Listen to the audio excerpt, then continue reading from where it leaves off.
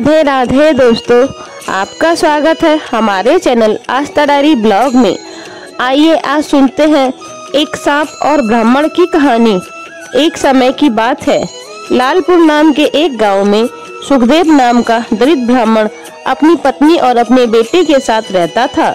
बहुत गरीबी में वो जैसे तैसे वो अपना जीवन यापन कर रहा था। सुखदेव भगवान शिव को बहुत मानता था, मन ही मन हमेशा उनका नाम जपता रहता। तो वहीं ब्राह्मण की पत्नी बहुत ही धूर्त और लालची थी। वो हमेशा किसी न किसी बात को लेकर पति से झगड़ती रहती। ब्राह्मण की पत्नी ने ब्राह्मण से कहा कि इस गांव में हमें कोई भिक्षा नहीं देता, आप दूसरे गांव में जाकर भिक्षा क्यों नहीं मांगते? हम इस दरिद्रता में हम कब तक जिएंगे? ब्राह्मण ने उत्तर दिया कि अपनी तरफ से कोशिश तो मैं करता ही हूँ, अब अगर मेरी किस्मत में सुख नहीं तो मैं क्या करूँ? ब्राह्मण की पत्नी बोली, आपकी बातें खाली बड़ी बड़ी निकलती हैं, करने के नाम पर कुछ नहीं। घर बैठकर क्या करेंगे? जाओ बाहर जाओ और कुछ कमा कर लाओ। रोज रोज ब्राह्मणी के झगड़े और तानों से तंग आकर एक दिन वो पोथी पथरा उठाकर घर से दूसरे गांव चला गया। उस गांव में जाकर भागवत कथा सुनाने का प्रयास किया, लेकिन कोई उससे कथा सुनने को तैयार नहीं था। ऐसे में दुखी होकर वो वापस अपने गांव लौटने लगा। रास्ते में एक पीपल के पेड़ के नीचे जाकर विश्राम करने लगा। उस विशाल पीपल की जड़ में एक काला नाग रहता था। ब्राह्मण मन ही मन सोचता है, हे भोलेनाथ, ये आपकी कैसी माया है? मैं आपकी कथा सुनाकर अपना घर संसार चलाना चाहता हूँ, लेकिन मुझसे कोई कथा सुनने को भी तैयार नहीं है। मैं क्या करूं प्रभु?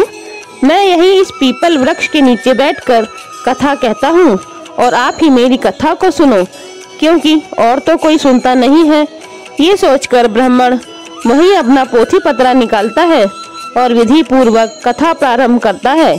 ऐसे में पेड़ की जड़ में बैठा वो नाग कथा सुनने लगा।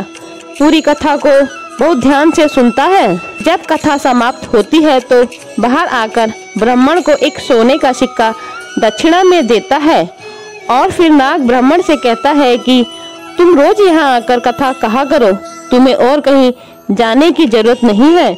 मैं तुम्हें रोज एक सोने का सिक्का दक्षिणा में दूंगा, लेकिन ये बात तुम किसी से मत कहना। ब्राह्मण उसकी बात मान लेता है। नाग के जाने के बाद वो भगवान शिव को धन्यवाद देते हुए कहता है कि प्रभु, आपने तो मेरी जिंदगी ही बदल दी। मैंने आपसे थोड़ा मांगा, आपने तो मेरी झोली ही भर दी। आपकी महिमा अपरंपार है प्रभु। अब तो ब्राह्मण रोज सुबह सवेरे वहाँ नहा धोकर आ जाता और नाग देवता को कथा सुनाता और रोज वो सोने का सिक्का लेकर घर जाता। बहुत जल्द ही वो दरिद्रता से अमीर बन गया।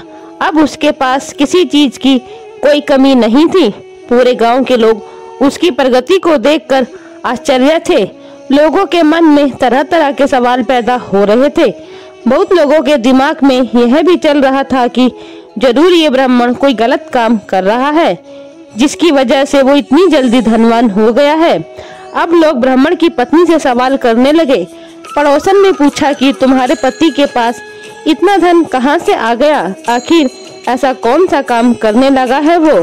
ब्राह्मण की पत्नी बोली, वो दूसरे जगहों पर जाकर कथा सुनाते हैं, उसी से उन्हें जो धन मिलता है वो ले आते हैं। पड़ोसन ने आश्चर्य से कहा, कथा सुनाने के लिए इतना धन भला कौन देता है? अब तो उसकी पत्नी के मन में भी कई सवाल उठने लगे। तो वो पति से पूछने लगी कि इतना धन आपको कौन देता है? लेकिन ब्राह्मण से तो नाग देवता ने किसी को कुछ बताने से मना किया था, इसलिए वो कुछ नहीं बताता।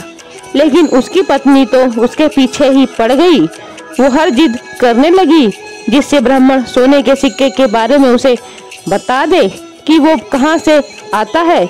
ऐसे में एक दिन ब्राह्मण विवश हो गया और उसने धीरे से पत्नी के नाग के बारे में सब बता दिया।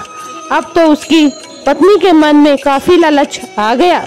उसने सोचा कि जरूर उस पीपल के पेड़ के नीचे खजाना है, जहाँ से वह नाग सोने की मोहर लेकर देता है।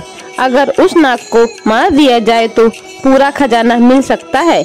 इसलिए ब्राह्मणी ने अपने पति के खाने में नशे की दवाई मिला दी, जिससे सुबह उसकी नींद नहीं खुली और उसने अपने बेटे को उठाकर कहा।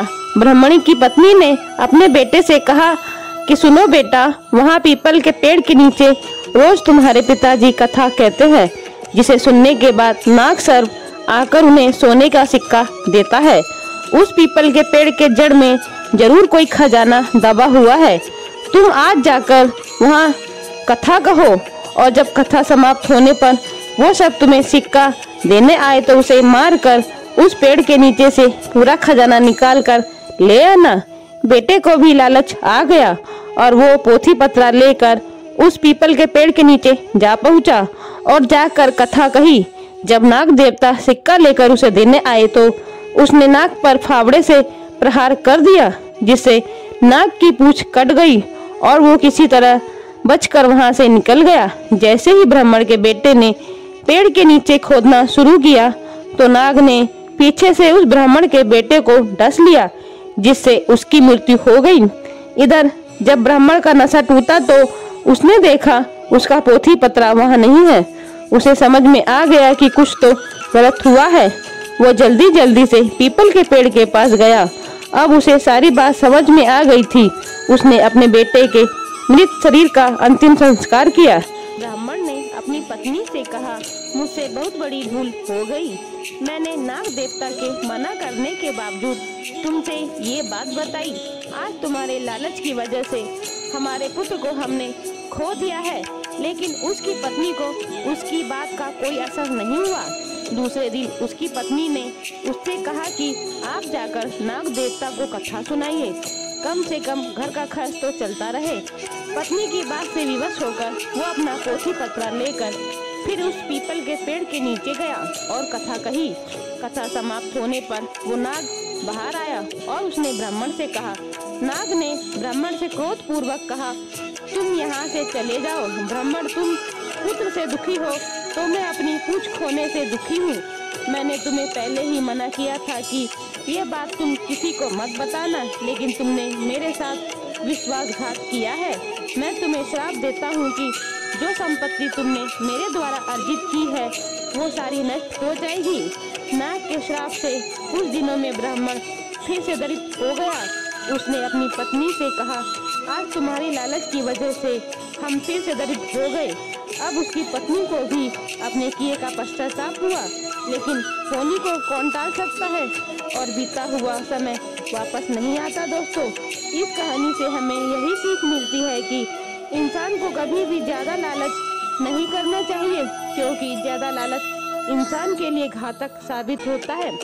अगर ये स्टोरी आपको अच्छी लगी हो तो मेरी वीडियो को लाइक, कमेंट और शेयर कीजिएगा और मेरे चैनल को भी सब्सक्राइब जरूर कीजिएगा।